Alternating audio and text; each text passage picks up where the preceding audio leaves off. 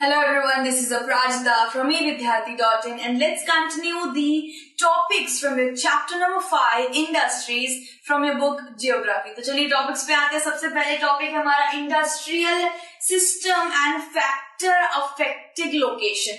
अब ये दो टॉपिक है, ठीक है. फैक्टर अफेक्टिंग लोकेशन जो ये वाला है ना, काफी ज्यादा छोटा टॉपिक था तो हमने इसी में समझ कर दिया है, ठीक है. तो सबसे पहले हम इंडस्ट्रियल सिस्टम कर देते हैं. इंडस्ट्रियल सिस्टम, अब हर चीज एक सिस्टम के द्वारा चलती है तो ऑब्वियसली इंडस्ट्रीज भी सिस्टम के द्वारा चलेगी. भाई उसने क्या पाप कर दिया है, ठीक है. तो सबसे पहले देखते हैं भाई कैसे चलती है ये इंडस्ट्रियल सिस्टम. तीन तरीके के प्रोसेस होते हैं भाई इंडस्ट्रियल सिस्टम में. पहले आ जाता है इनपुट, दूसरा आ जाता है प्रोसेस, तीसरा आ जाता है आउटपुट. अब सबसे पहले देखते हैं इनपुट क्या होता है. इनपुट यानी कि raw material, labour, power and others. यानी कि सबसे पहली जो सीढ़ी होती है ना वो होती है इनपुट की. सबसे पहली सीढ़ी इनपुट होती है, यानी कि जहां पे रॉ मटेरियल. अब इंडस्ट्री ले लीजिए कि इंडस्ट्री सेटअप करना है तो वहां पे पावर तो चाहिए, वहां पे बिजली चाहिए, वहां पे लेबर चाहिए, वहां पे रॉ मटेरियल. अगर रॉ मटेरियल ही नहीं होगा तो आप किस चीज को एक्सट्रैक्ट करेंगे, किस चीज को प्रोड्यूस करेंगे. अगर वहां पे आलू ही नहीं होंगे तो आगे जाके आलू की कटाई बुनाई कैसे होगी, चिप्स कैसे बनेंगे और पैक करके दुकान में कैसे जाएंगे. तो पर्टिकुलरली पहली सीढ़ी के अंदर रॉ मटेरियल, लेबर, पावर और कुछ और अन्य चीजें भी चाहिए होती है. हमारी पहली सीढ़ी होती है. दूसरा आ जाता है प्रोसेस, ठीक है. Includes activities that convert raw material into finished product. अब एक पर्टिकुलर प्रोसेस के द्वारा हर चीज जाती है ना. अगर मैं ले लू चावल ले लेती हूँ. चावल ऑब्वियसली हस्क से निकालने का काम तो एग्रीकल्चरल लेबर कर देंगे, ठीक है. लेकिन चावल जब आएगी उसकी पॉलिशिंग होगी, उसकी साफ सफाई होगी, उसमें से गंदगियां निकलेंगी. सो वो एक पर्टिकुलर प्रोसेस से जाएगा.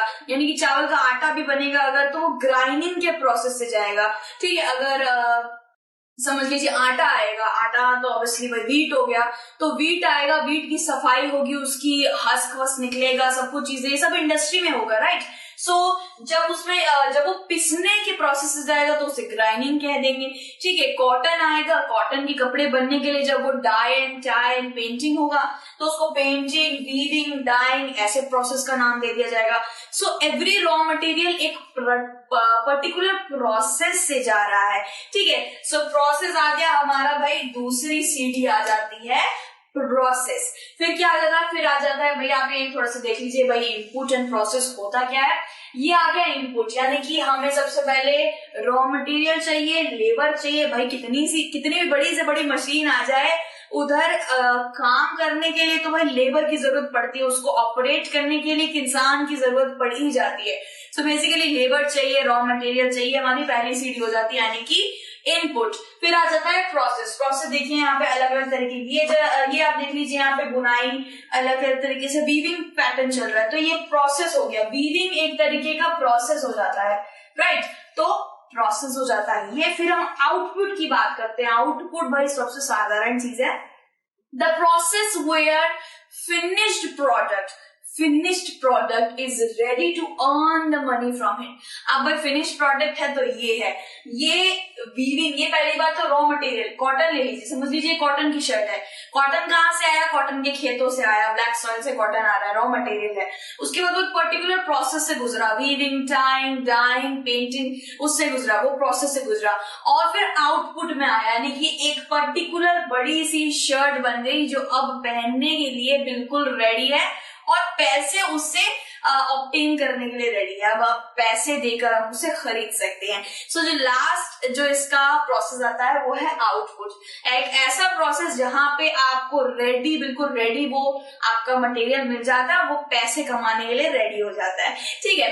फिर आ जाता है फैक्टर अफेक्टिंग लोकेशन. ये हमारा सेकेंड टॉपिक आ जाता है, फैक्टर अफेक्टिंग लोकेशन. अब भाई इंडस्ट्रीज हर जगह तो सेटअप नहीं कर सकते ना. आपका घर है, घर के पास इंडस्ट्री बना लेते, चलो नहीं.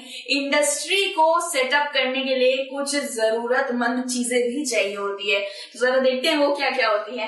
Factors affecting availability of raw materials, land, water, labour, power, capital, transport etcetera. अब भाई देखिए कितनी सारी चीजें चाहिए होती हैं एक पर्टिकुलर इंडस्ट्री को सेटअप करने के लिए. अब भाई अगर पानी नहीं होगा तो वहां पे इलेक्ट्रिसिटी नहीं बन पाएगी. इलेक्ट्रिसिटी अलग से नहीं होगी तो भाई नहीं चलेगा काम. लेबर नहीं होंगे, लेबर की अच्छी खासी अवेलेबिलिटी भाई होनी चाहिए उस जगह पे, तो फिर काम नहीं बन पाएगा। ठीक है, मटेरियल नहीं होगा किसी तरीके का तो काम नहीं बन पाएगा, रॉ मटेरियल। कैपिटल रहेंगे, पैसा नहीं होगा तो अच्छा। अगर वो बिल्कुल बंजर खाली जमीन है, लोग ही नहीं रहते वहां पे, तो ऑब्वियसली ट्रांसपोर्ट क्या खाक रहेगा। तो ट्रांसपोर्ट भी भाई चाहिए होता है रॉ मटेरियल को इंडस्ट्री में लाने के लिए, माल को उधर भेजने के लिए, इधर भेजने के लिए। सो फैक्टर अफेक्टिंग लोकेशन, भाई जो ये इंडस्ट्री की लोकेशन होती है ना, अगर वहां पे ये सारी चीजें उपलब्ध ना हो तो भाई पंगा हो सकता है। भाई इंडस्ट्री फिर अच्छी तरह नहीं चल पाएगी, इंडस्ट्री का नामो निशान भी वहां नहीं रह सकता। सो बेसिकली ये इलेक्ट्रिसिटी आ गई। Electricity is a major prominent role भाई अदा करता है इंडस्ट्री को सेटअप करने में। और दूसरा आ गया पानी। पानी की भी बहुत, आप जानते हैं पानी क्यों चाहिए होता है। इंडस्ट्री को कूल डाउन रखने के लिए पानी चाहिए होता है, साफ सफाइयां करने के लिए पानी चाहिए होता है। पानी ऑब्वियसली हाइड्रल पावर से इलेक्ट्रिसिटी भी बनती है, सो एक बैकअप लेके भी चलना पड़ता है इलेक्ट्रिसिटी के लिए। सो ये सारी चीजें फैक्टर्स हैं जो एक पर्टिकुलर इंडस्ट्री को सेटअप करते वक्त होनी ही चाहिए, वरना इंडस्ट्री वो सेटअप नहीं हो सकती। ठीक है, बाकी एक और इसका पॉइंट है, ये रहा इसका पॉइंट कि गवर्नमेंट ऑल्सो प्रोवाइड इंसेंटिव्स। ठीक है, subsidize power, low cost product, low cost transport. Actually यहाँ पे बताया जा रहा है कि भाई गवर्नमेंट भी इंडस्ट्रियल सेटअप में हेल्प करती है। गवर्नमेंट क्या करती है, गवर्नमेंट इंसेंटिव देती है। भाई कभी कभार पैसों की थोड़ी बहुत कमी हो जाती है तो क्या करती है गवर्नमेंट, भाई गवर्नमेंट उनको थोड़ा इंसेंटिव दे देती है, उनको थोड़ा सब्सिडी दे देती है। अब इंडस्ट्री को भाई इतना ज्यादा केयर क्यों कर रही है गवर्नमेंट, जरूर करेगी क्योंकि भाई इंडस्ट्री से जो खाना पदार्थ हम जो खरीदते हैं उस पर टैक्स लगता है, एक तरीके का उस पर बारकोड लगता है, टैक्स लगता है। वो टैक्स गवर्नमेंट के पास नहीं जाएगा, जीएसटी नहीं जाएगा, तो भाई गवर्नमेंट चलाएगी कैसे खुद को, या फिर पूरे के पूरे इंडिया को कैसे चलाएगी।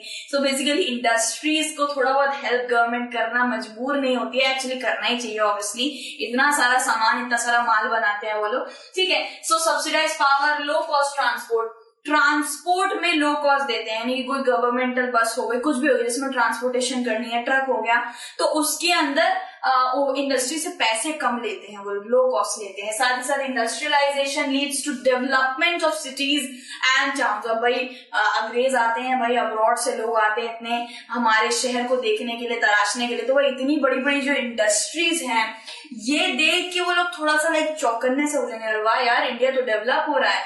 तो बेसिकली ये डेवलपमेंट की छोर लाती है, बेसिकली ये उन्नति की तरफ इशारा करती है। इसीलिए इंडस्ट्रियलाइजेशन इंडिया में होना बिल्कुल जरूरी है और ये होना भी चाहिए। ठीक है, और ये टाउन्स और सिटीज में भी आजकल बन रहे हैं, गांव के शहर में, इलाके में भी ये लोग आजकल इंडस्ट्री सेटअप कर रहे हैं जिससे उनकी भी तरक्की हो, गांव की भी तरक्की हो और वो भी डेवलप्ड और उन्नति के छोर पे दिखें। ठीक है, बाकी के टॉपिक्स हम नेक्स्ट वीडियो में कंटिन्यू करेंगे। Till then take care, bye bye.